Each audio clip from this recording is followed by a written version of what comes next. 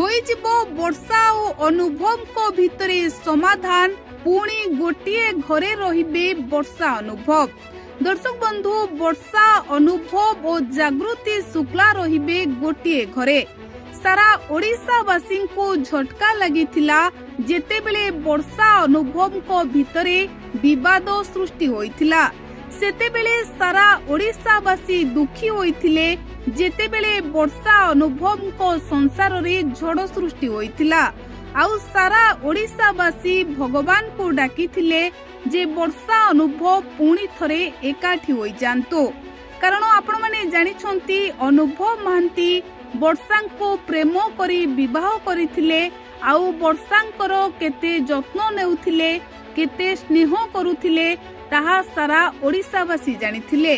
ଆଉ ବର୍ଷା ଅନୁଭବଙ୍କ ଯୋଡ଼ିଙ୍କୁ ସାରା ଓଡ଼ିଶାବାସୀ ଏତେ ମାତ୍ରାରେ ଭଲ ପାଇବା ଦିଅନ୍ତି ଯେ ବର୍ଷା ଅନୁଭବଙ୍କ ପ୍ରଶଂସକ ମାନେ ସବୁବେଳେ ଭଗବାନଙ୍କ ନିକଟରେ ପ୍ରାର୍ଥନା କରିଥିଲେ ଯେ କେଉଁଭଳି ଭାବରେ ବର୍ଷା ଅନୁଭବ ଏକାଠି ହୋଇଯାଆନ୍ତୁ, ଗୋଟିଏ ଘରେ ରୁହନ୍ତୁ, ପୁଣି ହସ ଖୁସିରେ ସଂସାର କରନ୍ତୁ।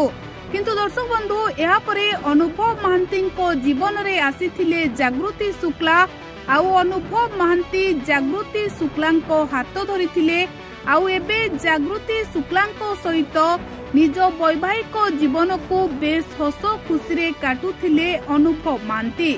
ତେବେ ଏହାରି ଭିତରେ ଅନୁଭବ ମହାନ୍ତିଙ୍କୁ ନାନା ସମାଲୋଚନାର ଶିକାର ହେବାକୁ ପଡ଼ିଥିଲା।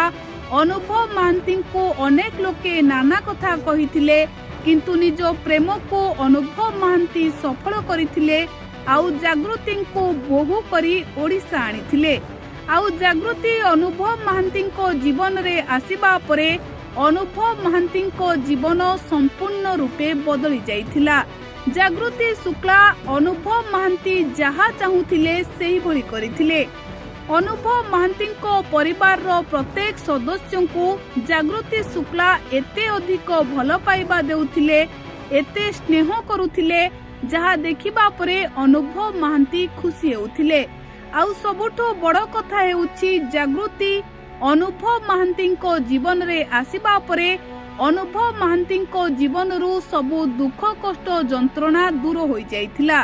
ତେବେ ଦର୍ଶକ ବନ୍ଧୁ, ଏବେ ସୋସିଆଲ ମିଡିଆରେ ଚର୍ଚ୍ଚା ହେଉଛି ଯେ ବର୍ଷା ଓ ଅନୁଭବଙ୍କ ଭିତରେ ସବୁ ସମାଧାନ ହୋଇଯିବ, ପୁଣି ଥରେ ଏକାଠି ରହିବେ ବର୍ଷା ଅନୁଭବ। କିନ୍ତୁ ଦର୍ଶକ ବନ୍ଧୁ, ଏହି ଖବରରେ କୌଣସି ବି ସତ୍ୟତା ନାହିଁ। କାରଣ ଅନୁଭବ ଓ ବର୍ଷାଙ୍କ ଭିତରେ ଛାଡ଼ପତ୍ର ହୋଇସାରିଛି। ଅନୁଭବ ମହାନ୍ତି ଏବେ ଜାଗୃତି ଶୁକ୍ଲାଙ୍କ ସହିତ ବେଶ ଖୁସିରେ ଅଛନ୍ତି। ତେଣୁ ଆପଣମାନେ ଏଭଳି ଗୁଜବ ଖବରକୁ ଆଦୌ ବିଶ୍ୱାସ କରନ୍ତୁ ନାହିଁ।